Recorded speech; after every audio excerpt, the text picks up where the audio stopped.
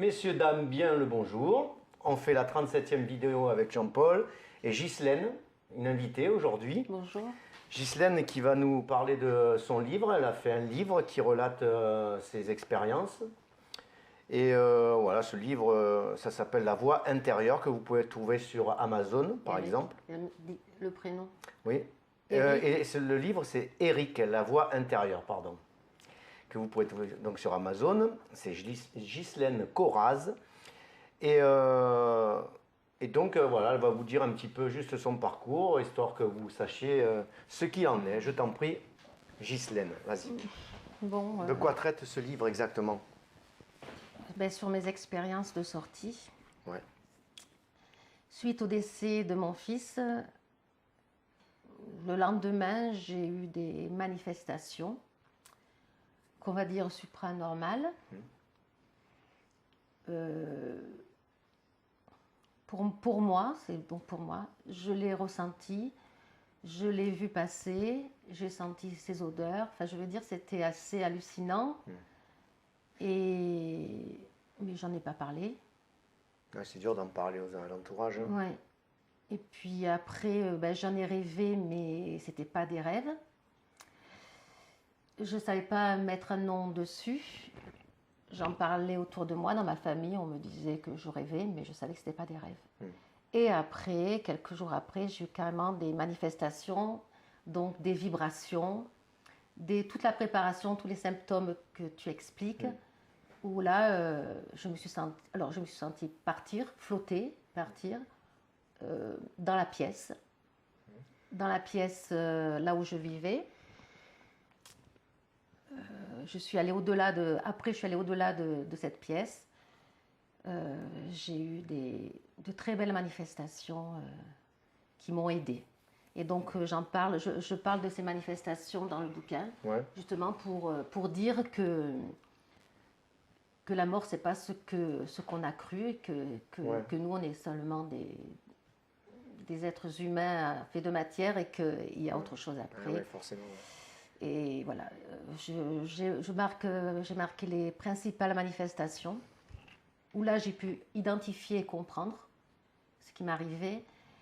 J'ai reçu également un savoir, donc ça m'a permis de comprendre le fonctionnement de l'univers. Mais après, bon... Ah, tu es allé loin, quoi, quand même. Elle a fait un infrascopique. Ah, elle a fait un CNC, d'accord. J'ai baigné dans de l'amour inconditionnel. J'ai eu des choses magiques. Ah oui. Oui. Et donc je décris cela dans le bouquin. Et puis surtout, je décris brièvement l'expérience. Et après, j'explique ce que moi, j'en ai conclu. Mais après... Ouais, c'est bien. Ça a dû rassurer certaines personnes qui ont dû te lire, hein, c'est clair. Ça doit voilà. apaiser. Voilà, le but, c'était celui-là. Ghislaine, elle a fait un petit accès infrascopique parce que quand elle m'a décrit, quand on s'est vu, qu'on a discuté de ses expériences, j'ai pu à peu près voir jusqu'où elle est allée dans le processus. Et en fait, elle est rentrée carrément dans le monde infrascopique, mais elle n'a pas pu rester longtemps parce qu'elle s'est mise à analyser. Ouais. Donc l'activité neuroélectrique est remontée, puis elle s'est réincorporée, mais elle a fait une incursion. Elle a fait une incursion dans l'antiversus. Ce que je retiens vraiment de magique, c'est de sorte... Enfin bon, donc j'ai eu toutes les vibrations, j'ai tout que ça fait très peur. J'ai eu la paralysie, ça je l'ai tout le temps vécu. Puis après je suis... Alors, c'est ce que j'explique, il n'y a pas au-delà, il n'y a pas de dessus, il n'y a pas de dessous. C'est tout là. Ouais. C'est une question de fréquence. Moi, je les explique avec mes mots. C'est pour ça que je me suis dit, est-ce que ce sont vraiment les mots justes? La catalepsie fait partie du processus. Oui. Donc, ça c'est une des choses. J'arrive à voir si quelqu'un dit la vérité ou s'il ment par rapport à ça, justement. Ah, j'avais les oreilles, vibrations, les anciennes cocottes minutes de nos grands-mères. Ouais. Le ça truc aussi, là. Ça fait partie du processus. Je l'avais là, mais ça fait peur, ça fait très peur. Et puis, à un moment donné, alors, je ne sais pas si je l'ai pensé ou si je l'ai dit, je ne veux plus que ça me fasse peur. Quoi. Et j'ai eu des expériences où je ressentais cela, mais c'était atténué, comme si c'était atténué, comme si on voulait ne pas me faire peur. Et donc, je suis arrivée donc j'ai tout le temps flotté au départ. Et là, j'ai plongé dans de l'amour. Ah ouais, mais un truc. un truc où je voulais rester, mais j'ai pas pu y rester, je sais pas pourquoi. Voilà, moi j'ai pas tout ce que j'ai fait, ça s'est fait spontanément. Je l'ai pas, voilà, voilà pourquoi je suis là, parce que je veux le faire volontairement. Oui. C'était pas lors d'une méditation ou pendant que tu dormais, ça t'est tombé comme ça? Eh ben, c'était souvent. Je faisais le vide. J'avais plus de pensée, j'avais plus rien. Le vide. Ouais. Mais je faisais pas le vide exprès. Non, t'étais. C'est le choc. Je pense que c'est mon choc qui a fait que. Voilà. Par exemple, quand je devais aller chercher mes petits à l'école, ça m'est arrivé de recevoir un coup à l'épaule. C'est le toucher divin, ça fait partie aussi. Pour me faire comprendre, oh, c'est l'heure. Plein de trucs comme ça, quoi. Donc, j'ai été guidée. Ouais. Qu'est-ce que j'ai eu d'autre? Ça, c'est ton véhicule céleste, ça. Ouais, voilà. Là, tu es en syntonisation avec ton propre champ aurique. Mais ça, je ne le savais pas. J'ai eu plein de trucs, mais je ne pouvais pas identifier tout ce que j'ai eu. Et là où j'ai compris qu'il n'y avait rien à l'extérieur, que c'était tout à l'intérieur. En fin de compte, c'est la conscience qui s'élargit, quoi. C'est que j'ai fait une sortie, mais à l'intérieur de moi. Je pensais que j'allais voir mes boyaux. Ouais, non, mais c'est un truc de fou, je peux l'exprimer que comme cela. Je suis rentrée dans un canal et je pensais que c'était mon oesophage, enfin c'était tout mon... Et à un moment donné, j'ai compris que je n'allais pas voir mes boyaux, quoi, que j'allais voir mon essence, mon être divin, quoi. Et j'ai compris... Ouais, c'est clair. Et là, c'est... Mais je ne suis pas restée assez longtemps. Mais je m'en veux, des fois. Non, mais ça se travaille, ça. Donc voilà ce que je raconte, les trucs vraiment où je peux donner une signification à mes sorties. Après, parce que j'en ai des cahiers. Mais à mes sorties où je n'ai pas su ce que c'était, je ne l'ai pas écrit dans le bouquin. Puisque si on veut revenir dans mon bouquin, parce que je me suis dit, non, là, ça apportera rien à personne, puisque ça ne m'a rien apporté à moi non plus. Ouais. Bah, c'est bien déjà cette démarche. Quand on s'est vu, je lui ai dit, bon, Ghislaine, explique-moi tes expériences. Et en fait, au fur et à mesure qu'elle expliquait, j'ai dit, tiens, ça, c'est l'hypnagogie, les infrascopiques. Elle a fait vraiment une séquence de moi complète. C'est important parce que je savais pas ce que je faisais. Oui, à un moment donné, je me suis dit, oui, effectivement, je ne pensais pas à être... Je me dis, là j'ai rencontré mon essence. Oui, là j'ai eu la compréhension parce que des fois, j'ai eu un savoir. Seulement... Le savoir, il n'est pas intellectuel. Eh oui. Il est en soi, quoi. Et je ne trouvais pas les mots pour exprimer mon savoir. C'est un savoir intuitif, spirituel. Ouais. Il y a un livre qui va t'intéresser quand tu parles d'aller visiter tes organes. Si tu as un jour, tu as le temps d'aller... Il y a un magasin qui le vend à La Valette pour aller sur Grand Var, tout ça. Ça s'appelle le Samouraï. Et il y a un livre qui s'appelle le Falun Gong. Attends. Qui est une variante du Qigong. Écris-le-moi. Je vais te le marquer. Alors, ça parle de ce. Alors, cet aspect que tu nommes, ça s'appelle chez les gens qui pratiquent ce genre d'expérience, ça s'appelle la vision tomographique. Tu peux visiter carrément tes organes internes. Alors, tu verras dans ce livre, le gars en parle. Ce que tu as fait, ça fait partie aussi du processus. C'est un Falun Gong. Et ça t'a changé du coup? Eh bien, heureusement que j'ai eu ça. Hein. Ouais. Parce que j'ai eu de la compréhension. Oui, moi, oui, c'est pas mes autres enfants, c'est pas ma vie de famille, c'est ces expériences.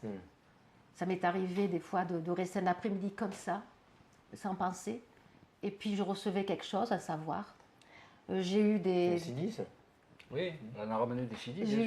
J'ai eu des flashs où on m'a présenté trois livres, mais 3 livres anciens, où c'était 3 noms de femmes avec leurs histoires.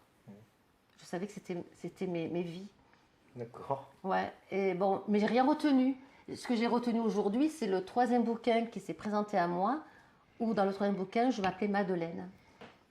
Voilà. J'ai pas... Alors là, tu as fait... partiellement, ouais, elle a remonté, c'est les identités karmiques. Tu as remonté, ça c'est ton véhicule céleste qui te permet de remonter ta lignée d'incarnation. En fait, tu tâtonnes, mais tout ça, tout est décidé, un jour tu sauras t'en servir. Et ce qui est bien, c'est que voilà, grâce aux vidéos, tout ça, je peux maintenant bien comprendre mes expériences. Donc quand j'ai commencé l'enseignement en Reiki, puisqu'on parlait de Reiki, bon, je ne suis pas très studieuse, il fallait que je révise pour faire l'enseignement, donc les initiations à la première personne. Et j'avais 1 semaine, comme tu bosses, tu vois, le soir, je n'avais pas trop envie. Je dis, oh ben, et je devais initier la personne un samedi. Il est arrivé le lundi, le mardi, le mercredi, le jeudi, le vendredi. Je dis, oh putain, ça m'embêtait. Je dis, je vais reporter le rendez-vous. Et donc, j'avais rendez-vous avec la personne le samedi à 14 h. Le samedi matin, à mon réveil, je m'installe sur mon lit et puis je pense à ça. Et puis d'un coup, j'ai des visions. Je vois tous mes symboles Reiki descendre. Ah, je dis, oh putain. Mais je dis, bon, ben merci, ça va, je suis confiante. Qu'est-ce qui s'est passé? J'en sais rien. Je pense que, par rapport à ce que j'ai vu sur les vidéos, donc j'en ai conclu que c'était ma mère Kaba qui me montrait mes symboles pour que j'ai confiance en moi pour donner l'enseignement à la personne. C'est le non-agir, tu laisses faire. Oh, elle est en syntonisation, mais elle ne le savait pas, elle le faisait intuitivement. Elle se met en résonance. Ghislaine a trouvé intuitivement comment on se met en résonance avec son propre véhicule sélect. Donc, qu'est-ce qu'elle sait faire? Elle en ramène des facultés supranormales.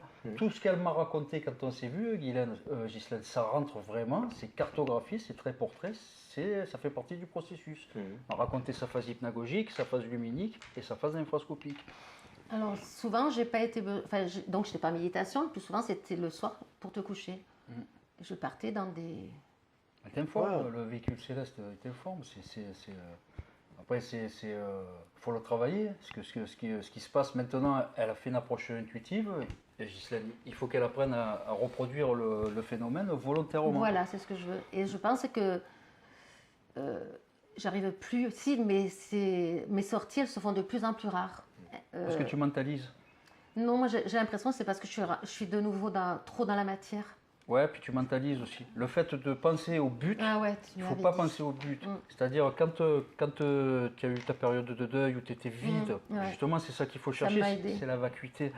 Et une fois que tu as eu tes accès infrascopiques, le piège, c'est qu'on pense que ça y est, on sait le faire, et puis on pense tellement au but, c'est-à-dire je veux me décorporer, et à force de penser à ça, ça fait tellement bouillonner l'activité neuroélectrique que le phénomène, il ne se reproduit plus. Il faut rechercher le vide que tu avais au début, la vacuité. C'est facile à dire. Mais c'est vrai. Tu y arrivais Alors, par contre, j'ai eu 2 expériences avant le décès de mon fils.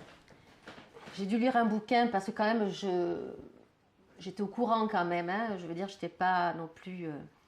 Et j'ai fait un mantra. Un jour, je me suis allongée un après-midi, je me suis allongée sur mon lit. J'ai dit, tiens, je vais le faire. J'étais tranquille, j'étais toute seule. J'ai fermé les volets. Et j'ai dit, je vais sortir. Et je me suis dit cette phrase pendant un moment.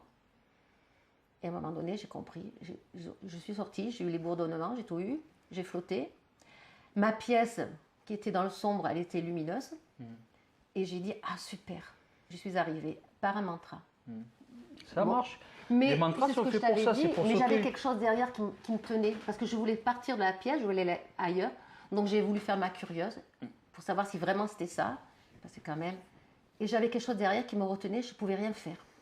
J'étais bloquée.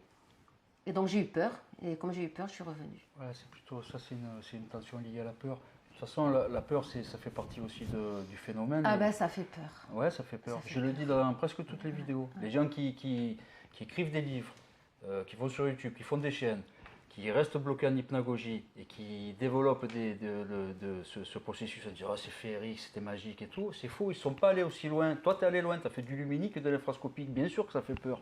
Il y a des passages dans ce phénomène, il faut les dompter. Mais quand je demandais parce que quand le phénomène commence, je le savais. Je ne sais pas comment, mais je savais que ça allait commencer. Et alors, je ne sais pas si je ne me rappelle plus, je pense que je le disais dans ma tête, je ne veux pas avoir peur, je ne veux pas avoir peur. Et le jour où je l'ai baigné dans cet amour, je n'ai pas eu peur. Ah ben non, non, non. Non, je suis d'accord, mais le processus avant d'y arriver, je n'ai pas eu peur, mais je n'ai pas eu les bourdonnements. C'est ça qui m'a fait... Je les ai eus, mais tellement faibles, comme si je les avais occultés. Je ne sais pas. Parce que tu as moins fait attention. La fois d'avant, parce que tu gravis de millimètre par millimètre cette expérience. La fois d'avant, ça t'a fait peur. La seconde fois, tu l'as dominé. Tu n'as pas focalisé dessus. Les bourdonnements, en fait, que tu entends, c'est l'induction du canal pranique, cette autoroute qu'on emprunte quand on fait une décorporation. Elle crée 2 sons. C'est un infrason très grave, très sourd. et un ultrason. Et c'est le mélange de ces deux sons qui donne le son caractéristique d'une décorporation. J'en parle dans plusieurs vidéos. C'est pour ça que quand tu m'as expliqué, mais alors trait pour trait, j'ai dit ah mais non, mais il est allé en vrai. J'ai dit ah ouais, ça c'est incontestable. Tu as fait vraiment un accès infrascopique. Tu sais ce que c'est vraiment une séquence supraconsciente. Mais du coup, elle a quand même pas visualisé sa Merkaba. Ben, Non. c'est ça. Non, mais je pense qu'elle n'y a même pas fait attention. Non, elle a pas. Je pense que j'étais tellement mal que peut-être l'objectif était peut-être ailleurs. Je ne sais pas. Non, mais il n'y a pas tout le monde qui la voit, ça je m'en suis aperçu. Il n'y a pas tout le monde qui est capable de la voir. Mais peut-être qu'aussi, c'est quand tu focalises sur autre chose, il suffit que tu avais ton attention portée sur autre chose pendant ta méditation. Mais je pense qu'un jour ou l'autre, tu la verras. Mais j'ai jamais médité. Hein. Non, c'est intuitif. C'est ouais, carrément ça- intuitif. Ça m'a. Ouais, ton corps était déjà enclin à Ben, j'avais pas de temps. commencer cette Tu séquence sais, sans le vouloir. j'avais pas envie, et donc j'avais pas d'envie, j'avais pas de besoin. J'étais assise, je restais des fois assise sur une chaise ou qu'importe, sans penser quoi. À l'époque, c'était facile. Elle a créé la vacuité, mais... Ah Et ouais. oui, c'était pour te protéger quelque part. Non, hein. mais, le deuil, il avait Voilà. vidé. C'est ça. Ghislaine, elle tournait peut-être à 11 Hz ou 12 Hz. Elle était en début, elle frisait l'hypnagogie déjà. Donc elle avait un terrain propice à la décorporation C'est ça. parce qu'elle avait créé la vacuité. Ouais, mais sans le vouloir. Sans le vouloir, non, c'est le deuil qui avait créé la vacuité. Ouais. Mais il faut, Mais ça, ouais. il faut recréer ça. Ouais. Il faut, si tu veux recréer l'expérience à souhait, il faut recréer ce vide. Il faut descendre ton activité neuroélectrique pour faire carrément le vide. Par contre, tu as vu la précatalepsie, la catalepsie que tu vas ressentir, les angoisses que tu as tout le long de l'hypnagogie et du luminique. Tu as vu, tu m'as dit quand je suis rentré dans cette lumière, Ouais. il y a tout qui a disparu. Ah, ouais. Ben, c'est là, l'expansion de conscience, elle survient à ce moment-là. Tu es en vacuité cérébrale jusqu'à à peu près 3 Hz. De 11 Hz à 3 Hz, tu es en vacuité cérébrale. Mais quand tu arrives dans le monde infrascopique, quand tu fais un accès, quand tu vas dans l'antéversus, là, tu fais une grosse expansion de conscience. Ah, Elle mais m'a c'est- vraiment décrit une séquence supraconsciente très portrait. Alors après, tu planes pendant des jours, des semaines, Ouais. tu es là sans être là, tu te dis oh, que je suis bien. Donc quand tu es bien, parce ça- que tu flottes dans cette vibration, j'avais pas de pensée, donc ça m'a aidé pendant des mois à chaque fois. Et dès que je revenais, parce que paf, j'avais encore une sortie. Donc la sortie faisait que, et c'est ce que je décris dans mes bouquins, et surtout dans mon bouquin. Et surtout, j'ai compris le sens, mais de la vie, quoi. Ah ouais, Tu peux pas tu l'expliquer comprends. avec des mots, mais tu as c'est tout difficile. ressenti. Quoi. Ouais. Tu gardes l'empreinte fossile de la mémoire akashique. Tu ne peux pas le garder parce que ton cerveau, il n'est pas apte à intégrer autant de savoir. Tu ne peux pas ramener tout le savoir de la conscience universelle. Mais tu en gardes une empreinte fossile. Ouais. Après, tu ne sais pas l'expliquer parce que tu n'as pas les équations pour expliquer comment fonctionne l'univers. Mais toi, tu l'as ressenti et tu l'as vu. La force vive consciente, elle t'explique les lois fondamentales qui gouvernent l'univers, elle te le fait comprendre intuitivement. Tu as l'impression que le monde tourne l'univers tourne dans la paume de ta main quand tu es dans le monde infrascopique. On l'a bien décrit, Ghislaine. Je me suis dit, tiens, elle y est allée. C'est pour ça que quand des fois j'ai des personnes par rapport à l'association et que je leur dis mais il n'y a pas de haut, il n'y a pas de bas, je commence à leur expliquer, là je sors un peu du contexte Reiki.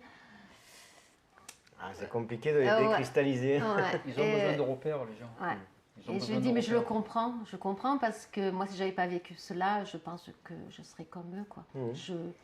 Après, j'ai pas les mots vraiment qui correspondent parce que ce que tu reçois, c'est ce que moi j'ai ressenti, c'était propre à ma conscience, à mon âme.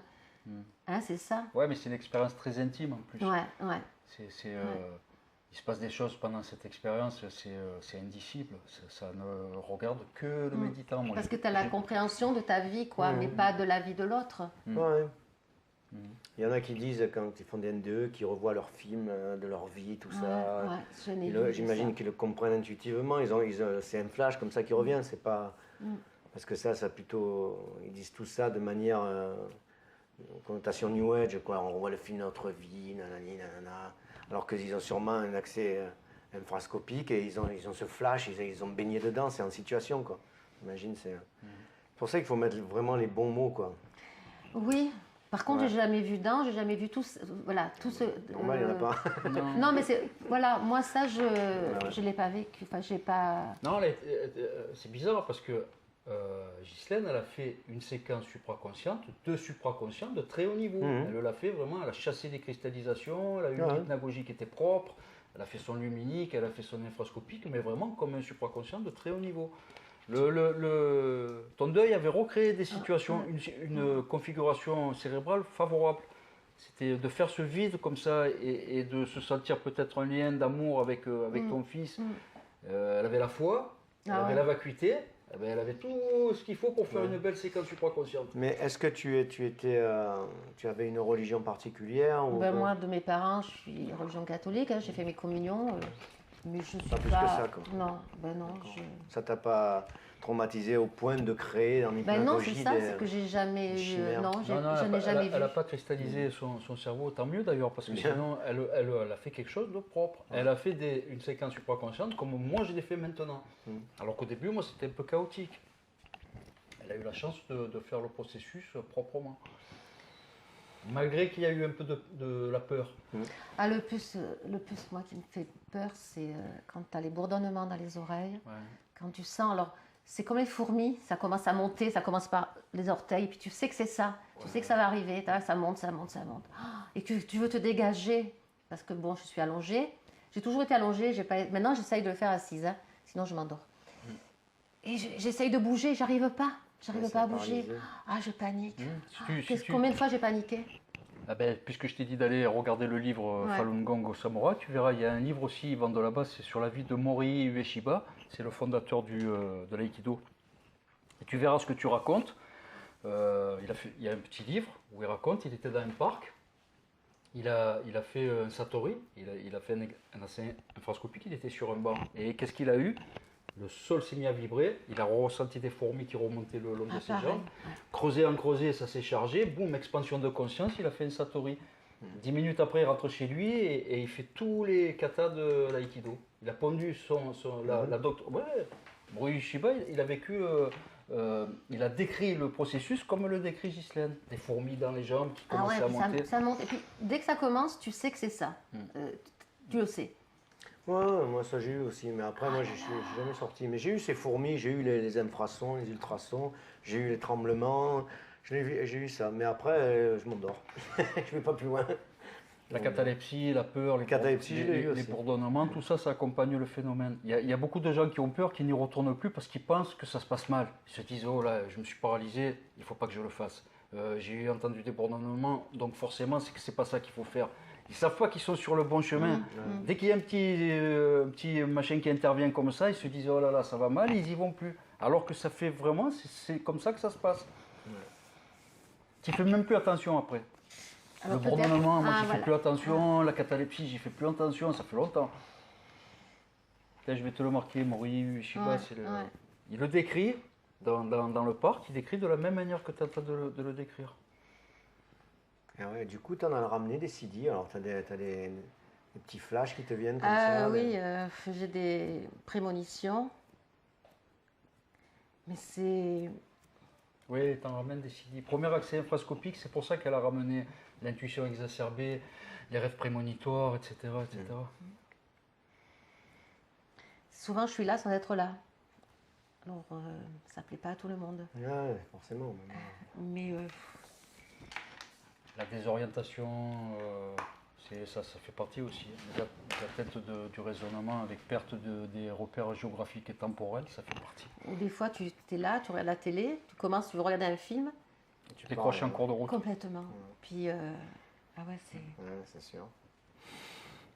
Bon, écoute, elle est bien Voilà. ton expérience. Hein. Ben, écoute, je rappelle Eric La Voix Intérieure, Ghislaine Coraz, sur Amazon. Vous pouvez aller l'acheter.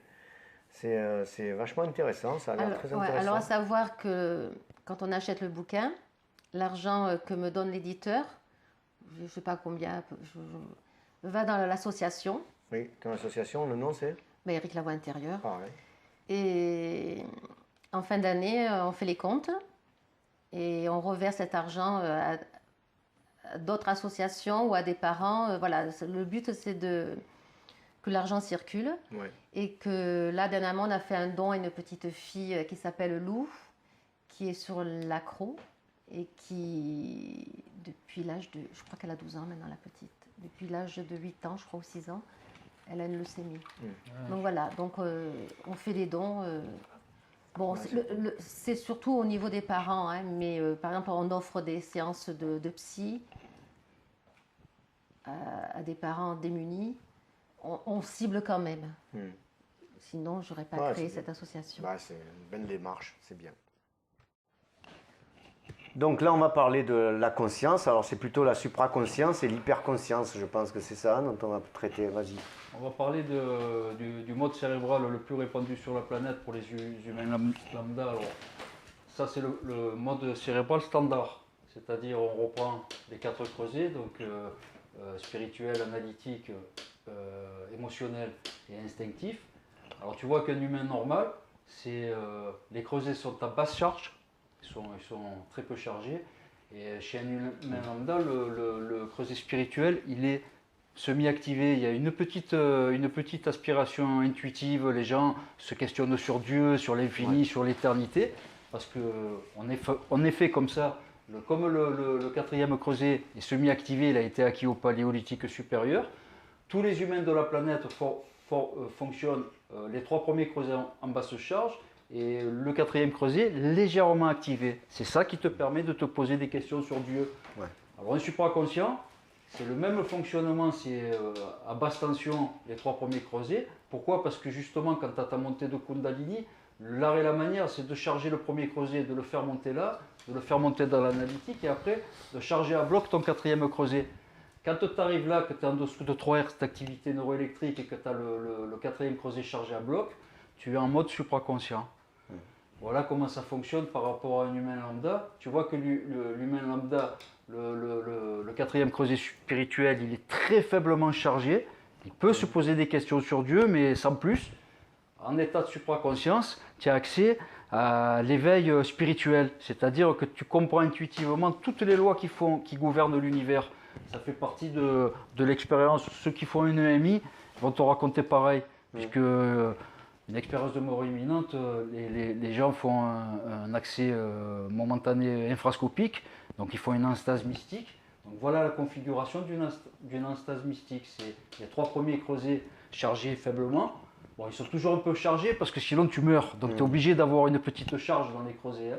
Mais par contre, le 4e creuset chargé à bloc. Alors qu'un humain lambda, il est très faiblement activé, le creuset spirituel. Mais quand tu es en mode supraconscient, que tu fais ton expérience, ils ne sont pas tous chargés, les creusets? Non. Si tu veux charger à bloc le premier creuset et ne pas le faire remonter l'énergie, là on passe en mode je parlais de tout chargé complètement, tout rouge. Non. Tu demeures en basse tension et c'est le 4e creuset qui est chargé à bloc. Et alors, et la montée de Kundalini? C'est ça la montée de Kundalini. Ça ne charge pas plus que ça? Mais montée de Kundalini, monter ça veut dire monter. Ouais. C'est-à-dire ta Kundalini, quand tu as chargé celui-là, ensuite ça passe à l'émotionnel. Tu fais un éveil instinctif, ensuite tu fais ton éveil émotionnel, ensuite tu fais ton éveil analytique et en dernier ton éveil spirituel. Je pensais que tu allais rougir les trucs davantage. Non. Tu demeures comme un humain lambda en basse charge. Par contre, tu as le 4e creuset chargé à bloc. D'ailleurs, c'est ça qui te permet de te décorporer. Quand le 4e creuset est chargé à bloc, il emprunte le canal médulaire, ça récupère une partie de ta psyché, ton soi divin. Donc c'est pas l'homme que tu es à l'état de veille, hein. Il n'a rien à voir avec ton ego. Hein. Il emporte une partie de ta psyché, ton soi divin, tu fais un voyage astral. Après il y a les hyperconscients. Les hyperconscients, par contre, ce que tu dis, eux ils arrivent à charger le premier et le 3e creuset. Eux ils savent le faire. Il y a des techniques que j'ignore, je ne sais pas comment ils font. J'ai essayé à 2 ou 3 reprises, je ne suis pas parvenu, donc je me dis qu'il y a plein de choses qui m'échappent. Ce que je sais, c'est que quand tu es supraconscient, tu ne peux pas être hyperconscient. C'est où tu prends une voie, ou tu prends l'autre. Tu ne peux pas travailler les deux, ça mobilise tellement d'énergie, de concentration, tu ne peux pas t'amuser à travailler les 2 voies. Seules quelques femmes y parviennent sur la planète. Ouais, il y a des femmes, les hommes, on en est incapable de travailler les 2 voies, mais il y a quelques femmes sur la planète qui qui arrivent à travailler avec les deux modes. Alors, hyper conscient, là on y arrive. Eux, ils chargent en mouchine le premier creuset. Je ne sais pas comment ils font. Ils arrivent à faire monter leur force vive dans l'analytique. Ils passent en hyperconscience reptilienne, c'est-à-dire ils se servent du néocortex à 40 Hz. Ça paraît, le cerveau il est en ébullition là. 40 Hz, c'est les zones gamma. Je ne sais pas comment ils font. C'est un mode cérébral. Je me demande même comment ils peuvent voir la réalité quand ils sont comme ça. Ça doit complètement... Il doit avoir une distorsion cognitive, quoi. Je ne sais pas comment ils arrivent à voir la réalité qui les entoure. Eux, c'est momentané, hein. Ça dure le même temps qu'une séquence supraconsciente. Ils arrivent à charger le creuset instinctif à bloc, il faut un mouchine. Ils arrivent à charger l'analytique à bloc, il faut un kencho. Par contre, creuset spirituel 0, ils sont dans l'incapacité de charger leur creuset spirituel. Ça reste ici. Et émotionnel, faiblement chargé, ils sont en basse tension comme un humain lambda. Alors ça, moi je sais t'expliquer ça, la supraconscience, c'est ce que je fais dans chaque vidéo. Je t'explique le processus. Le fonctionnement reptilien, je ne le connais pas. Mais ils arrivent au même endroit de toute manière. Ils arrivent à créer un état de conscience modifié qui est assez approchant. Ouais. L'hyperconscience et la supraconscience, c'est les deux parallèles qui se rejoignent à l'infini. Donc il y a acquisition de CD, de facultés supranormales. Par contre, ce que je sais, c'est que les supraconscients ils vont être tournés vers l'altruisme. L'hyperconscience, ça te rend égoïste, ça te rend agressif. Il y a des gens qui l'utilisent, par exemple, c'est les traders à New York ou à Londres, la bourse, tout ça. Il y a beaucoup de gens qui brassent des milliards d'euros à l'année, qui arrivent à déclencher des modes hyper conscients. Je ne sais pas le faire. Donc, un jour, peut-être, si je rencontre quelqu'un qui me donne un ou deux tuyaux, il m'expliquera comment on fait. Là, on rentre dans l'occultisme, hein. C'est-à-dire ça, le fonctionnement hyperconscient, c'est utilisé par exemple chez les Tibétains, dans le tantrisme ou dans certaines voies, ésotériques tibétaines, voire hindouistes, la voie de Kali, il y a des voies qui savent le faire. Je ne sais pas le générer, moi, j'arrive pas. J'ai essayé, je ne suis pas parvenu. J'ai toujours cru que la montée de Coligny, pour aller jusqu'en haut, il fallait passer par tous les creusets. Tu passes par tous les creusets. Mais tu me dis l'émotionnel, pour les hyperconscients, ils n'ont pas l'émotionnel. Non, ils n'ont pas l'émotionnel. Donc ça passe pas par tous les creusets. Et alors regarde, hein, ça c'est ce qui me fait tomber dans l'armoire à chaque fois. Ils arrivent à se mettre en liaison le premier creuset chargé à bloc, en liaison avec le néocortex, le bulbe rachidien et le cervelet. Ils font abstraction du cortex. Je ne sais pas comment ils font pour sélectionner, pour être aussi précis dans le chargement des creusets. Moi, j'en suis incapable.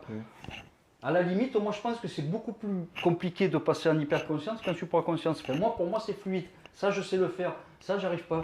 Il y a des techniques, mais là, on tombe dans l'occultisme. Hein. En plus, ça sert à quoi finalement d'être hyper conscient? Juste avoir des réflexes, d'être justement d'aller beaucoup plus vite. Le côté instinctif, le mouchine, c'est ce qui donne les flashs précognitifs, c'est ça? L'instinctif, ça va les aider à prendre des décisions anticipées. Les mecs, les traders, en 2 secondes, ils savent s'ils doivent vendre ou garder ou racheter ou pas acheter. Ils ont une activité cérébrale à 40 Hz, c'est les zones de gamin, c'est-à-dire quand tu fais un exercice, toi, dur, si tu fais des mots croisés, tu seras à 30 Hz. Eux, ils arrivent à monter au-delà de 40 Hz. Le cerveau, il est en feu, quoi. Je ne sais pas comment ils font. Les ondes de lambda existent. Il y a des gens sur la planète qui arrivent à les générer. Je ne sais pas comment ils font. Moi, ça, c'est hors de portée de mon champ de conscience. L'hyperconscience, je ne sais pas le maîtriser. Alors que là, je me sens comme un poisson dans l'eau. Monter de creuset en creuset, charger mon premier, faire mon éveil instinctif. C'est étape par étape. Faire monter l'énergie dans le deuxième creuset. Là, il sera chargé à bloc pendant quelques secondes. Là, tachycardie. Là, le cœur va commencer à accélérer parce qu'il y a des auditeurs qui m'ont dit récemment. Oui, ça m'intéresse. Je fais une tachycardie, j'ai dit c'est pas grave, c'est quand tu charges ton deuxième creuset. C'est momentané parce qu'après, la force vive consciente, elle va monter dans l'analytique et après tu la charges dans ton 4e creuset. Ça fait 1, 2, 3, 4, c'est étape par étape. Tu ne gardes pas tes 4 creusets chargés à bloc, tu peux pas. Eux, je ne sais pas comment ils font, les gens qui se servent de l'hyperconscience reptilienne, ils arrivent à charger à bloc le mouchine, le premier creuset, ils arrivent à faire abstraction de l'émotionnel, ils passent directement avec le bulbe rachidien et le néocortex, chargé à bloc à 40 Hz d'activité neuroélectrique. Ça me paraît de la science-fiction, je ne sais pas comment ils font. Et pourtant, ça existe. Puisqu'il y a des neurologues qui ont fait des expériences avec des gens qui savent générer cet état de conscience modifié. Et c'est là qu'ils ont vu qu'il y avait des zones gamma. Ils ont dit, putain, mais il y en a qui arrivent à aller au-delà de 40 Hz d'activité neuroélectrique. Mais en fin de compte, ils ont raté, enfin ils ont pas raté, mais le but premier de la supraconscience, c'est d'aller dans l'antéversus. Ah, ça, il s'en manque. Ils s'en tapent complètement. Ils s'en tapent complètement. Et ils y vont pas? Non. Ah, voilà. Non, non. Ah, ils y vont pas. Eux, l'accès infrascopique, ils s'en manquent royalement. Eux, c'est des gens qui sont ancrés avec notre réalité. Ils veulent de l'instinctif et de l'analytique. Ils veulent avoir un comportement instinctif avec des flashs précognitifs, la préscience, ça ils l'ont acquis.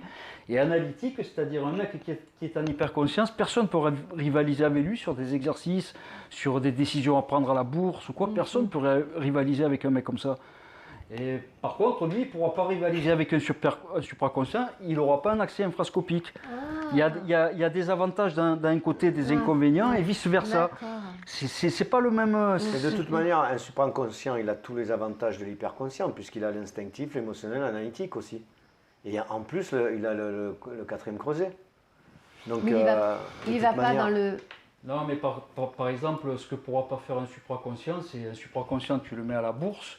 Quand ils vendent et qu'ils achètent, le supraconscient, il ne saura pas ce qu'il faut faire. Alors que l'hyperconscient, oui, il va avoir tous les chiffres.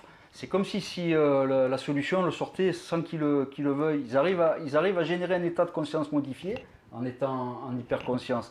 Je sais que ça leur donne vachement de capacité. Par contre, ça te rend méchant.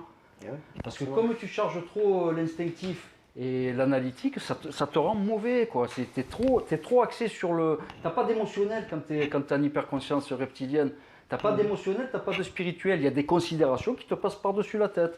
Oui, c'est ce qu'on appelle les reptiliens, quoi. Voilà, ça c'est ce que les gens appellent reptiliens en pensant qu'ils ont affaire à des lézards. C'est juste qu'ils ont affaire à des gens qui arrivent à générer l'hyperconscience reptilienne.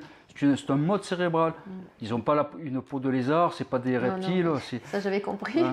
Oui, toi, tu l'as compris. Mais non, il y en a beaucoup quand ils entendent, quand ils voient sur... Il y a tellement de fausseté avec des gens qui racontent... Les ovnis, tout ça, là, je sais. Il y en a tellement qui racontent des bêtises. Quand des gens ont commencé à parler de l'hyperconscience reptilienne sur Google, il y en a qui ont pensé qu'ils avaient affaire à des lézards. Comme c'était l'époque où il y avait les Anunnaki, la mode des Anunnaki avec Sitchin, tout ça, là. Ils ont pensé vraiment que les reptiliens sur la planète étaient des lézards. C'est pas ça. C'est des gens qui arrivent à générer un état de conscience modifié axé sur les facultés reptiliennes. Ça, pour moi, c'est de la science-fiction. Autant ça, moi, j'arrive à le générer, une séquence supraconsciente. Autant une séquence hyperconsciente, c'est au-delà de mon champ de conscience. Je ne sais pas le faire. Pourtant, ça existe. Ouais. Il y a une voix au Tibet qui le maîtrise bien. Et je sais qu'actuellement, à Londres, à la City, à la bourse, et tous les gars du Nasdaq, à New York, etc., il y a une équipe qui brasse des milliards d'euros à l'année qui se sert de cet état de conscience modifié. Je ne sais pas comment ils font. On est dans l'occultisme, là, il faut se consacrer à ça, comme je fais moi avec la supraconscience. Il faut se consacrer à ça et uniquement à ça. Par contre, il y a des femmes, c'est seulement les femmes qui arrivent à le faire. Hein. Un homme en est incapable. Hein. Un homme, il sera ou supraconscient ou hyperconscient. Il ne peut pas être les deux à la fois. Mais il y a quelques femmes sur la planète qui arrivent à maîtriser les deux modes cérébraux. Alors, on parlait du docteur Charbonnier, justement, donc... on pense qu'il se sert du terme hyperconscient, mais il ne doit pas savoir de quoi il parle. Je ne pense pas, parce que l'hyperconscience te bloque l'accès spirituel, donc tu ne peux pas faire de décorporation. Alors lui, il est très mystique. Et son but, c'est justement de faire une décorporation et d'atterrir. Il doit se tromper dans les termes. Je pense que c'est juste une petite confusion dans les termes. Parce que l'hyperconscience, elle est basée vraiment sur un chargement de creuset sur l'analytique et sur l'instinctif. Mais il n'y a pas de spirituel dans l'hyperconscience. Et donc, ils ne font pas de décorporation. Non, la décorporation, elle aurait barré aux hyperconscients parce qu'ils ne chargent pas le quatrième creuset spirituel. Ils ne peuvent pas sortir de leur corps. Par contre, ça leur donne des habilitations dans notre réalité hors normes. C'est des gens qui arrivent à faire à prendre des décisions. Au quart de seconde, ils savent exactement à la bourse s'ils doivent vendre, s'ils doivent garder. c'est comme ça qu'ils génèrent de l'argent. Il y a beaucoup de gens dans des activités comme ça qui se débrouillent bien. Je ne sais pas comment ils font. Ensuite, quand tu développes un des 2 modes cérébraux, le deuxième t'es barré. Moi, c'est parce que j'ai tellement travaillé la supraconscience que ça, maintenant, l'hyperconscience, elle m'est barrée définitivement. C'est à vie, j'y arriverai pas. Mais c'est peut-être mieux parce que si jamais tu accèdes à l'autre, tant tu peux plus revenir sur. Non, mais j'accéderai jamais à l'hyperconscience. Ouais. C'est-à-dire, quand tu commences à travailler un mode cérebral, le temps que ça se reconfigure dans ton cerveau, que tu refasses tes liaisons neuronales, parce qu'il y a tout un travail de reconfiguration. Ben, une fois que tu es supraconscient, pour les hommes. Par contre, il y a des femmes, alors je ne sais pas comment elles font, il y a des femmes qui arrivent à basculer d'un mode à l'autre. Il n'y a que les femmes qui arrivent à le faire sur la planète. Ouais. D'accord. Donc on différencie bien les supraconscients des hyperconscients. C'est comme dans hyperconscient, c'est au-delà de 40 Hz Ouais. d'activité neuroélectrique. Et supraconscient, c'est en dessous de 3 Hz d'activité neuroélectrique. Onde gamma, onde delta, ça n'a rien à voir. Ouais, mais dans notre monde qui est plutôt régi par des hyperconscients, on va dire. Oui, sur la planète. C'est plus ça, les reptiliens, les hyperconscients. Disons, quand tu es en état de supraconscience, ce que tu vises, c'est l'accès infrascopique, c'est-à-dire le bain. C'est aller baigner ta conscience dans l'émanation de la substance divine. Et ça, les hyperconscients, ils n'en ont rien à foutre. Ça, ils s'en foutent royalement. Eux, ils veulent des aptitudes supranormales utiles dans notre réalité. Donc, gagner du fric, dominer leur environnement. Donc, ils préfèrent générer un mode hyperconscient qu'un mode supraconscient. Mais ils sont sur le mauvais cheval, comme tu as dit la dernière fois. Ça, c'est le cheval de la technologie. Ils vont le payer, quoi. Ouais. Alors comment ils vont le payer? Parce qu'on est dans une impasse. La technologie, à un moment donné, elle va arriver, le serpent va se mordre la queue, et c'est-à-dire ça va générer du mal, quoi. La technologie, c'est pas le bon progrès. Dans l'univers, le progrès est spirituel, il n'est pas technologique. Tous les gens qui fonctionnent en hyperconscience, ils prennent une impasse. Et le jour où ils vont mourir, alors? Quand ils meurent, ils meurent. Oui, je suis d'accord. Et après, quand ils sont reconstruits, ils récupèrent le capital. Ils le récupèrent? Ouais. Dans leur vie d'après, ils auront des habilitations pour l'hyperconscience. Ah, toujours pour ça? Toujours pour l'hyperconscience. Ils récupèrent leur creuset, leur charge de creuset, ça c'est éternel, indestructible. Et ils ne peuvent pas changer de... Non. Alors là, Un hyperconscient, c'est des lignées d'hyperconscient tout le long des J'ai réincarnations. des questions intéressantes. Dans 200 ans, ce qui va se passer, tu l'as dit, les supraconscients auront le dessus sur les hyperconscients. Il va se passer qu'il va y avoir un nouveau monde, un nouveau paradigme. Mais ces hyperconscients qui vont se réincarner, ils se réincarneront en hyperconscients. Et qu'est-ce qui va se passer alors? Déjà, tu sais, avant qu'ils se réincarnent, il y aura pas beaucoup de monde sur la planète. Il y a beaucoup de gens qui vont retourner dans la gouve et qui vont rester pendant des millions d'années. Donc ça, je ne sais rien. La gouve, c'est dans l'antéversus, le réservoir d'âme. Ah, oui. Leur creuset va retourner dans l'antéversus et il va rester en sommeil semi-léthargique. Mais comme la planète aura beaucoup perdu d'individus, par exemple, s'il y a 150 000 individus, s'il reste 150 000 individus, ça fera 150 supraconscients. La gouve va envoyer que des véhicules célestes de supraconscients. D'accord. Donc ils ont tellement d'avance que même s'il y a des hyperconscients, ils sont tués dans l'œuf, quelque part. S'ils arrivent sur la planète, si par mégarde il y en arrive un ou deux sur la planète, ils seront éradiqués. Quand tout le monde pense la même chose, quand tu arrives sur une planète où il y a 1 million de supraconscients qui sont télépathiques, qui savent exactement, qui arrivent à détecter des déviants, un hyperconscient sera un déviant, il sera détecté immédiatement, il sera éradiqué. D'accord. Donc tu ne peux pas changer, quoi. Devenir d'hyperconscient, devenir supra. En cours de vie, pourquoi pas? En cours de vie, pourquoi pas? Peut-être qu'un gars qui se fait son auto... comment on appelle ça? Son autocritique, autoréalisation. Voilà. Quand il se fait son autocritique, il se dit non, je suis dans la mauvaise voie, et que peut-être s'il y a 30 ans, il essaye de prendre la vie, mais c'est compliqué. Il faut tout reconfigurer, le mode cérébral, toutes les liaisons neuronales, il faut tout reconfigurer. C'est-à-dire un supraconscient, il va se servir de son 4e creuset en liaison avec le système limbique. Eux, ils vont se servir du 1er et du 3e creuset en liaison avec le bulbe rachidien et le cerveau reptilien. Ce n'est pas les mêmes liaisons neuronales, il faut reconfigurer tout le cerveau. Quand on passe d'une pratique à l'autre, ça doit être possible. Moi, je ne suis pas contre, mais je dis c'est compliqué. La mentalité n'est pas la même. Oui, déjà. Il y en a une, c'est basé sur l'altruisme, l'autre est basé sur l'égoïsme. C'est vraiment pas le même mode cérébral. Mhm. Et ça, c'est les humains lambda. Un homme du quotidien, il est comme ça. Il a 3 creusets en basse charge et un quatrième creuset semi-activé, très faible charge. Par contre, ça lui permet, cette toute petite charge dans le quatrième creuset, par rapport aux animaux, ça lui permet de se poser des questions sur Dieu, sur l'infini, sur l'éternité. Toutes ces questions qu'on arrive à gérer, nous, c'est grâce à un quatrième creuset très faiblement chargé. Si on n'avait pas ce quatrième creuset très faiblement chargé, on ne pourrait pas se poser des questions sur Dieu. C'est ce qui nous différencie des animaux. Les animaux ont que les 3 premiers creusets. Pour un chien, un chat ou n'importe quel animal, c'est hors de portée de leur champ de conscience de se poser des questions sur Dieu. Ils n'ont aucune notion de Dieu, de diable, de quoi que ce soit. Pourquoi? Parce qu'ils n'ont pas de quatrième creuset. Carrément, ils n'en ont pas. Ça dépasse leur champ de conscience. Tu arrives à mieux comprendre? Ah, j'ai bien compris, pas de souci. Ouais, bah écoute, qu'est-ce qu'on peut dire? Si tu as des questions, ne te prive pas. Tout à l'heure, tu parlais des EMI. Les personnes qui font des... Les EMI? Oui. Ouais. Est-ce que... Bon, une personne, elle en a fait une. Est-ce que ça peut lui permettre, après, de faire des décorporations tout au long de sa vie? Non, pas spécialement. Pas spécialement. Non. Ce que j'ai remarqué, c'est que les cas de EMI, d'état de mort imminente avéré, alors trait pour trait, c'est une séquence supraconsciente. C'est comme tu m'as décrit, pédagogie, luminique, infrascopique. Par contre, est-ce que ces gens-là, au cours de leur vie, arrivent à régénérer le phénomène?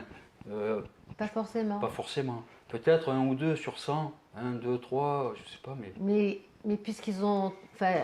Puisque le cerveau, Non, la reconfiguration ne se fait pas une fois. Il faut vraiment attraper l'esprit transcendantal. Il faut travailler des méditations, c'est quasi quotidien. Et là, petit à petit, le cerveau se reconfigure. Par exemple, pour les visualisations, c'est le lobe occipital qui va faire les visualisations.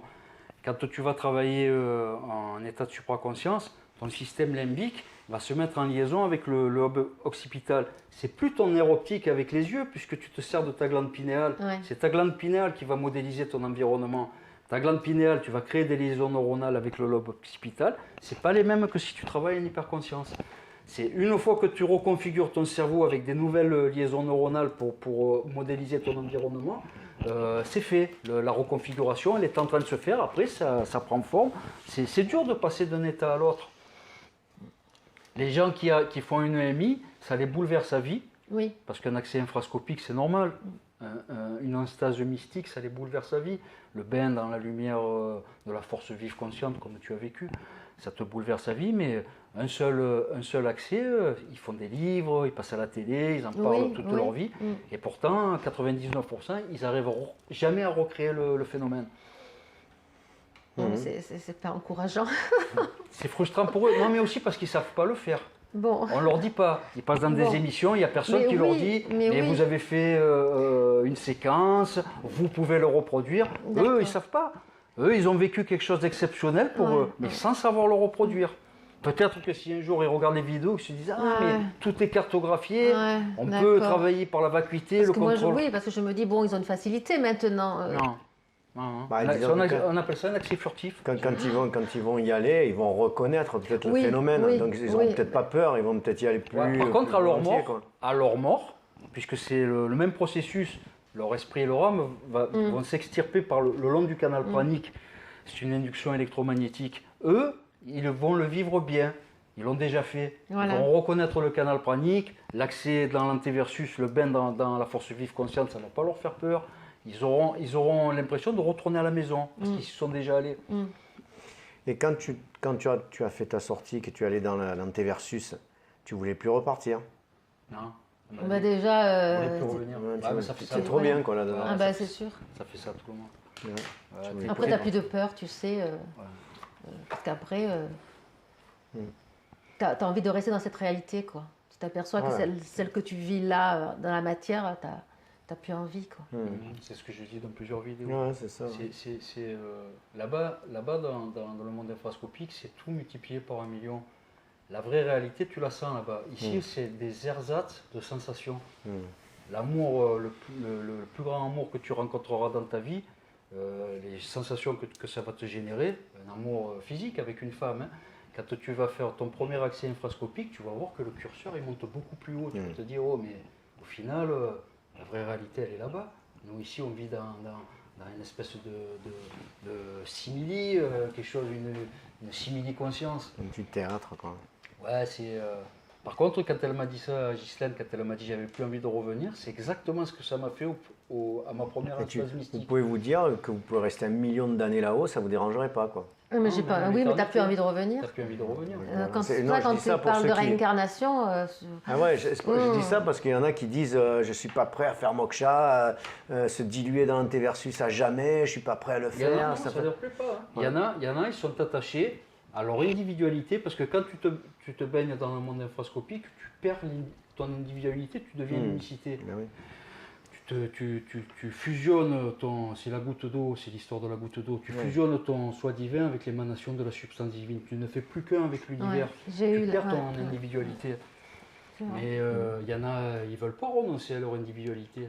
Il y en a, ça leur plaît. Le monde de cause à effet dans lequel on vit, ils ne veulent pas y renoncer. Ah bah ouais, c'est une question surtout quand tu connais que ça, quoi. Quand tu n'as pas été dans tes versus, donc tu préfères rester là où tu connais, quoi. Mais il y en a qui renoncent pas facilement à la vie qu'on mène ici. Hein. Il y en a, ils aiment bien le matériel, le fric, le sexe, tout. Mais le plus dur, c'est surtout l'amour que tu portes pour les tiens, quoi. C'est ça. Ouais, l'interconnexion avec autrui, l'interconnexion avec tes enfants, avec les bouddhistes appellent ça le tsana, l'attachement. Voilà, l'attachement. Et l'attachement, le tsana, dans le bouddhisme, c'est un poison, c'est-à-dire que l'amour charnel pour un autre être est considéré comme nocif. En fait, les gens, quand tu leur parles d'éveil, dans ce stade mystique, ils pensent forcément au bien. Alors que ce n'est pas du bien, c'est dans l'absolu. C'est par-delà le bien et le mal. Une instase mystique se fait par-delà le bien et le mal. Par contre, la neutralité de la force vive consciente, quand tu la reçois, la Shekinah, c'est amour puissance 1 million. Pourtant, tu ne ressens que la neutralité divine. C'est bizarre, mais c'est comme ça. Il y a les taoïstes qui l'ont compris, les hindouistes qui l'ont compris, les bouddhistes, toutes les doctrines, les soufistes, les kabbalistes juifs, toutes les doctrines à haute intensité spirituelle ont compris que c'est une fusion à part égale des deux polarités. Keter, chez les juifs kabbalistes, c'est la fusion parfaite des deux polarités. C'est la ligne centrale, c'est la fusion parfaite. En haut de l'arbre séphirotique, c'est la fusion des deux polarités. C'est ni bien, ni mal, c'est dans l'absolu. Ah, c'est difficile. Pourtant, tu le ressens comme une dose d'amour inconditionnel. La neutralité divine, on est des sapiens sapiens, on est des primates. Hein. C'est-à-dire notre champ de conscience n'arrive pas à imaginer, tant que tu ne l'as pas vécu, c'est au-delà du champ de conscience de Sapiens Sapiens. Une instance mystique, il faut l'avoir vécu. Quand Ghislaine me l'a raconté son expérience, je dis ça y est, toi tu y es allé. Il y a des détails qu'elle me racontait qui ne s'inventent pas. Je me suis dit, ok, on va la faire intervenir, on va faire une vidéo parce qu'elle méritait de raconter son expérience. Ouais, franchement, hein, c'est vrai, c'était clair. Mais après, c'est ce que tu dis est vrai, c'est que en fonction de là où je suis allée, il y a eu un jour, je suis allée, j'ai reçu de l'amour. Donc je baignais plus dans l'amour, je recevais de l'amour. Mais c'était un amour qui était trop fort pour moi. Je n'ai pas pu rester. Donc je suis revenue dans mon corps. Ouais. C'est quoi ça? C'est-à-dire il faut garder la vacuité jusqu'à l'instase mystique. Et une fois que tu atteins l'instase mystique, le système limbique, le fonctionnement cérébral de Sapiens Sapiens lutte contre le phénomène. Il y a toujours une partie de ta raison qui dit non, mais ça ne se peut pas, c'est pas bon. Il y en a même que quand ils arrivent, s'ils font un accès infrascopique, ils pensent qu'ils sont arrivés dans le diable. Ils disent, on m'avait parlé de la lumière du diable, il faut vite que je reparte. Pourquoi? Parce que ton système limbique et ta mythologie interne te créent des choses qui n'existent pas. Après, quand j'ai rencontré des personnes, au bout de tant d'années, on m'a toujours dit, fais attention, là où tu vas, tu risques de rencontrer. Mais ça, j'ai jamais eu peur. de tout Non, cela. non, parce que tu peux pas. C'est Et des moi, j'ai faussetés dit- qui sont propagées. Mais moi, ça. je leur disais tout le temps, non, c'est pas possible. Tout ce que j'ai eu, ça m'a fait que du bien. Je sais, sur Google, ils disent ne fuyez si vous rentrez dans le canal de panique, fuyez la lumière, c'est le diable. C'est la fausse lumière. Tu te rends compte ce qu'ils vont raconter aux gens? Quelle connerie. Et ça n'apporte que du bien. Bien sûr. Et c'est là où tu t'aperçois qu'en fait, quand tu fais partie du tout. C'est le retour à l'unicité. Oh là là, alors là, tu vois, c'est l'extase. Enfin, ouais, Ouais, c'est c'est l'extase, ouais. En fait, on dit une extase. Et oui, c'est ça que moi j'ai toujours dit, l'extase. Non, l'extase, c'est lié à, il faut qu'il y ait un support charnel ou autre chose. Ça peut être une extase avec de la drogue ou une extase en D'accord. faisant l'amour. Ça, c'est une extase. L'enstase, c'est vraiment mystique. C'est une enstase, c'est sans support. Il n'y a pas d'alcool, il n'y a pas de sexe, il n'y a rien. C'est une enstase. Extase. On parle d'enstase mystique. Tu te retrouves partout et nulle part, Ouais. à toutes les époques Ouais. du passé, du présent Ouais. et du futur. Les gens n'arrivent pas à l'imaginer, Ouais. ça. Ouais. Tu as un accès infrascopique, la force vive consciente est actionique, elle bâtit, elle soutient l'armature de la réalité du passé, du présent et du futur. C'est dur à imaginer, mais c'est Ouais. comme ça. Tu fais partie d'un tout. Tu fais partie d'un tout. Au Tu niveau temporel aussi. Ouais, hein. ouais. C'est comme ça que j'ai compris que le temps est relatif, quoi. Le temps, c'est une invention humaine. Ouais, il est- Ouais. La force vive consciente, elle évolue dans un présent continu. On appelle ça un présent continu Ça, éternel. Le ouais. temps, c'est une invention. On a égrené, nous, le temps, ça n'existe pas. C'est une invention humaine. C'est un présent continu dans l'univers. Il n'y a pas de temps. C'est pour ça que j'ai compris que tout est là. Toutes nos vies sont déjà là. Par contre, ce que tu as dit, j'ai fait un voyage à l'intérieur, ça Ouais, c'est vrai. alors. Tu es allé à la rencontre de ton soi divin, de ton Ouais. Atman. Ça, je l'ai compris. Parce que ouais. seul ton Atman a la possibilité de se fusionner avec l'émanation de la substance divine. Quand tu dis je me suis recueilli en moi, je suis allé à Ouais. l'intérieur, tu es allé à la rencontre de ton Atman qui se situe en dessous de 3 Hz d'activité neuroélectrique. D'où, à partir de là, j'ai osé dire, mais en fin de compte, on ne fait pas une sortie de corps. C'est une expansion de conscience. Ouais, ouais, Est-ce c'est que ça. c'est... Oui, c'est une expansion de conscience. Tu sors de ton corps parce que Oui. ton véhicule céleste te permet Oui. d'aller où tu veux. Tu peux en profiter Oui, de ça. mais alors, Comme alors tu es partout dans l'univers, tu peux choisir des petits endroits aussi que tu peux aller visiter. donc tu peux faire les deux. Tu peux faire les deux. Voilà, d'accord. Tu es partout et nulle part dans l'univers, mais si tu as envie de te consacrer à un espace-temps précis, tu peux aller le visiter. Il faut déjà maîtriser cette discipline, hein. Ça ne se fait pas de suite. Hein. De toutes les manières, c'est une discipline, tu n'arrêtes pas de progresser. C'est un travail d'une vie. Tu n'arrives pas à un moment donné de dire tiens, au bout de 3 ans, ça y est, je suis supraconscient. C'est toute ta vie, tu vas progresser. Moi, j'en apprends tout le temps. À chaque expérience, je me dis tiens, ça, je ne l'avais pas vu. Tiens, ça, il faudra que je fasse attention à ça. Tiens, là, je me suis aperçu que si je respire comme ça favorise. Chaque méditation, à chaque fois, tu t'améliores. Tu t'améliores ou tu rates. Ça m'arrive des fois de ne pas être assez concentré, de foirer ma sortie. Ça m'arrive. T'insistes pas. Non, voilà. faut pas s'en faire. Quand ça fait comme ça, tu dis bon, c'est pas le soir, c'était pas mon moment, tu remets ça le lendemain, c'est pas grave. Ça m'est arrivé des fois pendant 15 jours, 3 semaines, de ne plus pouvoir générer le phénomène. Pourquoi? Parce qu'il y a le subconscient qui joue, des tracas qui te tournent dans la tête, les soucis du quotidien, des petites contrariétés. Ben, des fois, pendant 15 jours, 3 semaines, ben, c'est pas le moment. Hein. Et puis, quand tu es bien, que tu retrouves ta sérénité, là, tous les soirs, bam, bam, bam, là, j'y vais samedi, tous les soirs. Et puis, en principe, c'est aléatoire. Le reste de l'année, c'est un courrier. Touria, j'arrive à le générer chaque soir. L'état de conscience supraconscient à 6 Hz, le canal pranique, j'arrive à le générer très facilement maintenant. Par contre, le samadhi, c'est un petit peu plus compliqué. L'enstase mystique passant en dessous de 3 Hz, c'est vraiment c'est l'intensité cérébrale d'une partie d'échecs contre le champion du monde d'échecs. Faut vraiment... La déglutition peut te faire rater l'enstase mystique. Le simple fait d'avaler, de penser à ta déglutition, il faut faire très attention. Il faut faire le palais de jade, il faut contrôler ta respiration. C'est le moindre petit détail que tu oublies dans ton contrôle respiratoire, si tu fais mal ta vacuité cérébrale, tu foires ton enstase mystique. De toute façon, moi j'ai compris que quand tu as des soucis, moi je fais Faut même pas pas y de aller. méditation, ça sert à rien parce que ça va me travailler la tête. Il ne faut pas y aller. Faut pas y aller. Tu peux même générer du démoniaque. Il y a des moments propices et il y en a d'autres qui ne le sont pas. On ne peut pas faire un samadhi, une enstase mystique chaque soir. J'y arrive pas. Peut-être que certains y arrivent sur la planète, je fais partie de ceux, c'est aléatoire. Ouais. De toute façon, tu t'es aperçu que ça marchait quand tu pensais à rien, quand tu étais dans le Mais ça, vide. je l'ai compris. Au bout de tant d'années, j'ai dit, en fin de compte, c'est le choc émotionnel qui a fait que je suis partie. Ouais, ça a créé des points de la bonne configuration, la vacuité. Ouais. Parce qu'au fil des années, tu reviens. Hein, en PlayStation, si tu n'as pas envie, on te fait revenir. Hein. Il y a ça aussi. Hein. Oui. Et j'ai eu plein de changements de boulot, tout ça. J'ai l'impression qu'on m'a mis des. Alors c'est qui on? Je sais pas. Que pour me remettre ici, là. Pour te re-ancrer, c'est ça. J'ai pas envie, mais. Après, l'ego, il faut lutter contre ton ego aussi. Ton soi divin, ce que tu as généré quand tu es allé dans le monde infrascopique, c'est pas le même que ton ego à l'état de veille. Hein. Le soi divin et l'ego, ils sont antagonistes. C'est deux personnes complètement différentes, ils sont étrangères l'une à l'autre. Mon soi divin n'a rien à voir avec mon ego.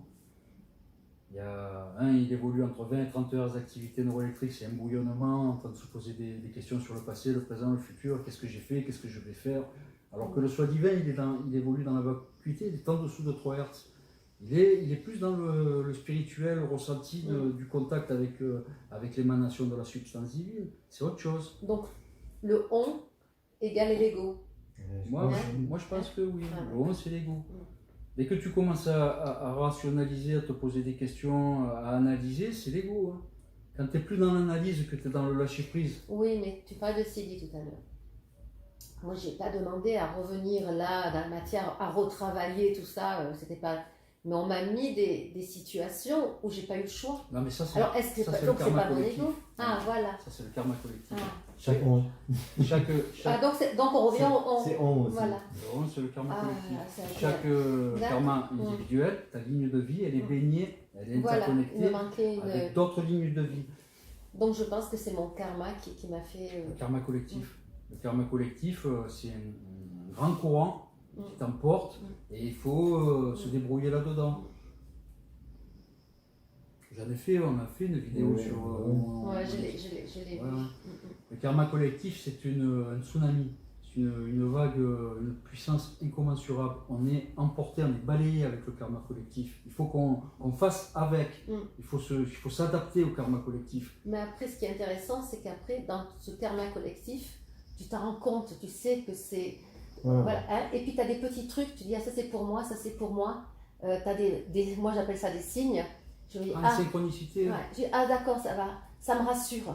Ça me rassure, je dis, bon, c'est bon, je ne peux pas faire autrement, il faut que j'aille là-dedans. Quoi. Ça. Il y a Carl Gustav Jung, un psychanalyste, qui en parle bien, ça, des synchronicités. Et puis il y a un monsieur aussi, Philippe Guillemont, directeur de recherche au CNRS, qui parle aussi. Il y a des synchronicités, ça t'évite de prendre certains mauvais chemins. Il faut savoir les déchiffrer. Mais j'arrive. Oui, parce que ça, tu en as ramené la faculté, le CD, l'intuition exacerbée, tu l'as ramené de ton premier passage infrascopique. Parce que si je dis à quelqu'un, là, ce qui arrive là, c'est pour moi. On va me dire, ça y est, alors elle a fumé, quoi. Il y a des gens qui ne sont pas prêts à entendre des discours comme ça. Hein. Sur la planète, il y a 90% des humains, tu leur parles de ça. Chopra, je vais t'en parler, là. Lui, j'ai lu un bouquin sur lui, il parle des coïncidences et des synchronicités. C'est véridique, quoi. C'est clair. Et ils disent, je suis sûr que ces gens-là ont fait des instases et tout comme ça. Après, ils n'ont peut-être pas tout le vocabulaire et toute la connaissance pour parler. Ils disaient qu'ils se perdent un peu à un moment donné. Mais ils ont bien sûr. Il y a des approches vraiment. Bon, honnêtement, j'ai écouté Deepak Chopra, Wayne Dyer, tout ça. C'est ça qui m'a fait rentrer là-dedans. Alors, c'est sûr que je n'y suis pas rentré les deux pieds joints. Mais j'ai pris ce qui m'intéressait. Puis après, voilà, je rencontre Jean-Paul, il m'a dit ça c'est ok. Ça... Alors j'ai retrouvé des trucs dans Deepak Chopra, dans Wayne Dyer, de ce qu'il disait. Mais pas tout.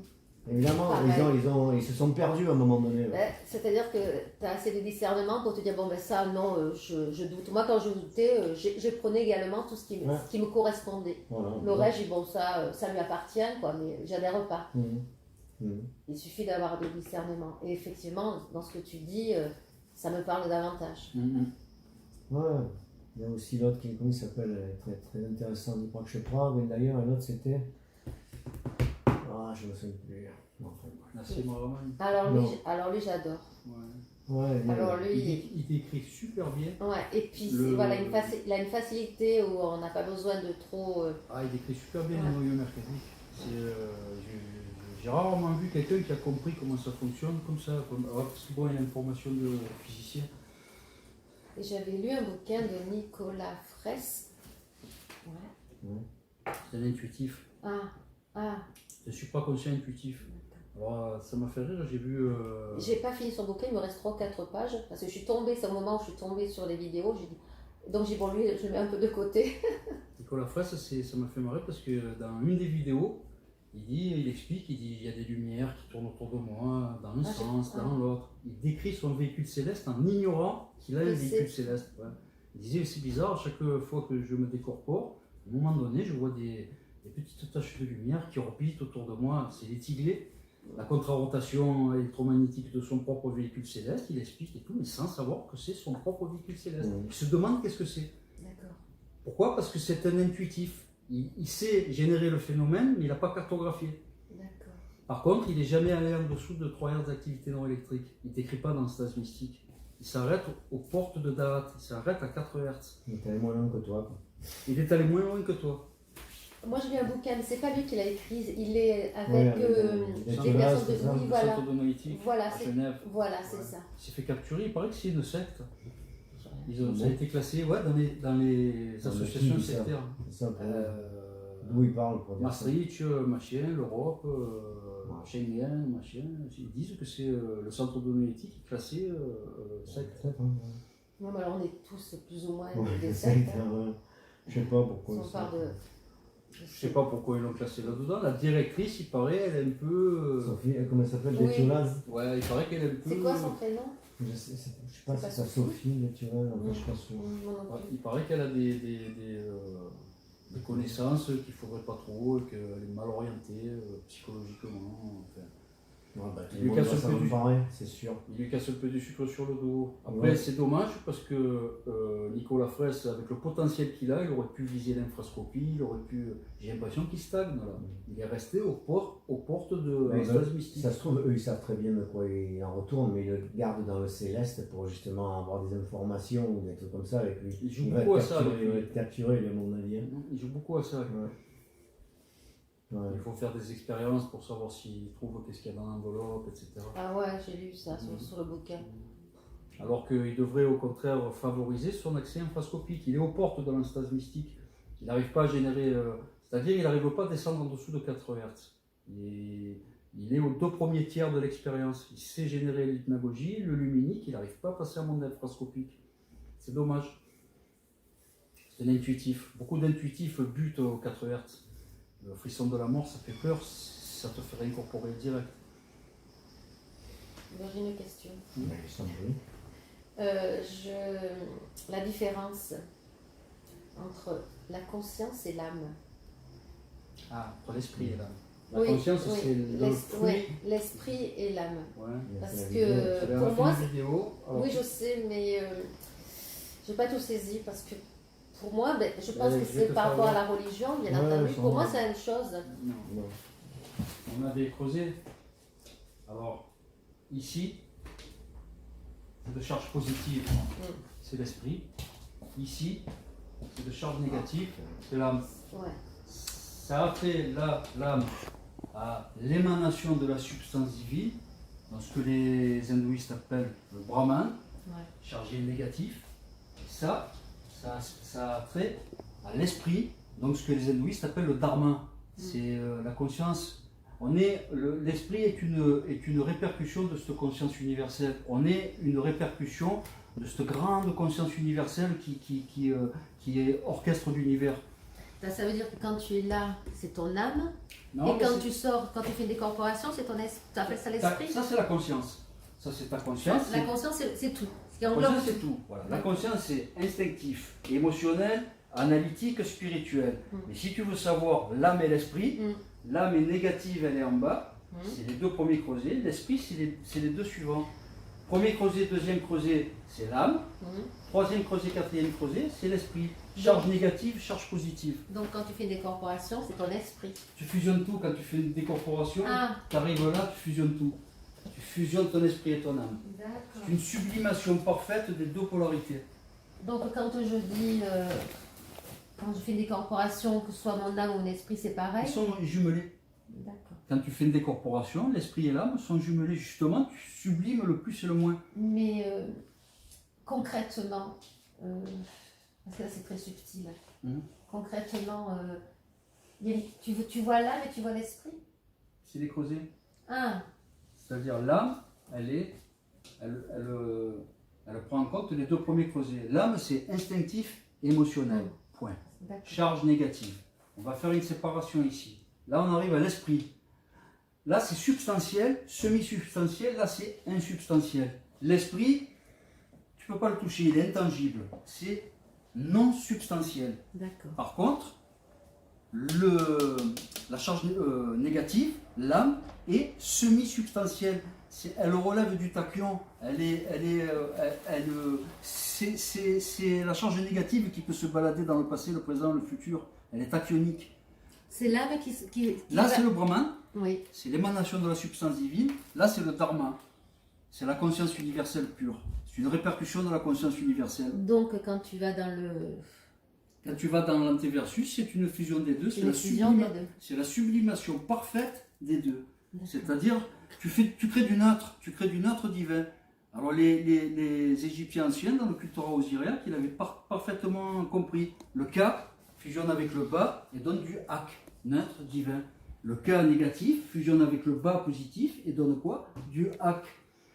Les Égyptiens anciens avaient compris le processus, mais parfaitement. L'âme, regarde, si peut-être tu l'as pas compris parce que j'allais vite pour expliquer. Je sais pas, on a fait une vidéo où on traite que de ça. On fait la différence entre l'esprit et l'âme. C'est la combien C'est la dernière, je crois. La 35 ou la 36 La 36. Ah oui, je suis pas là. Je suis à la veille quelques. Tu sautes quelques vidéos, tu vas voir la je sais pas, j'ai demandé, on m'a dit ah non, mais. Il ne vaut mieux pas sauter. Mais là, puisqu'on en parle, et que tu sais, voilà. C'est l'âme, elle se localise vraiment ici. C'est l'instinct mélangé avec les émotions. Ça, c'est l'âme. Ensuite, quand tu passes à l'analytique et le spirituel, ça, tu passes dans l'esprit. C'est deux principes différents. Un est de charge négative, l'autre est de charge positive. Un est semi-substantiel, l'autre est insubstantiel. Les hindouistes, ils l'ont compris à la perfection, ça. Le Dharma et le Brahman, les Égyptiens anciens l'ont compris à la perfection. Et au niveau du Tao, les taoïstes l'ont compris aussi. Donc c'est le fameux dessin qui fait que d'un côté tu as l'âme, de l'autre côté tu as l'esprit. Non. Quel dessin? Le yin et le yang. Oui. Le yin et le yang, ça parle du yin, du yang, du kuan et du kuei. Oui. Les petites taches, c'est le kuan et le kuei. Et là-dedans, où tu situes... Non. Le yin et le yang t'explique trois principes. Il t'explique la coextensivité des polarités, l'interdépendance et l'interfusion. Le Taijitu, le symbole yin-yang, t'explique les trois principes que je viens de te citer.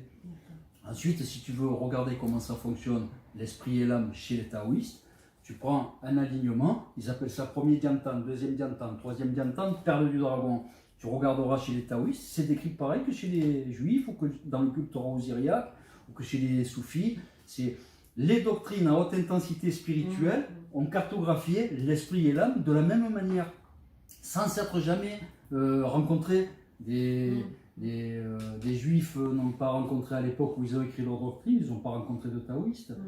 Indépendamment, dans chaque peuple, ils ont retrouvé les mêmes principes.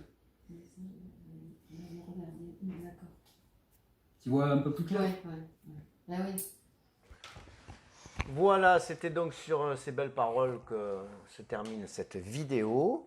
On a reçu Ghislaine qui a un livre donc sur Amazon, Eric, la voix intérieure. Elle l'a acheté, ça relate son expérience qu'elle a eue, mystique. Elle est allée dans l'antéversus, donc elle raconte tout ça, c'est fort intéressant. Voilà, donc on se donne rendez-vous pour la 38e vidéo. Messieurs, dames, au revoir.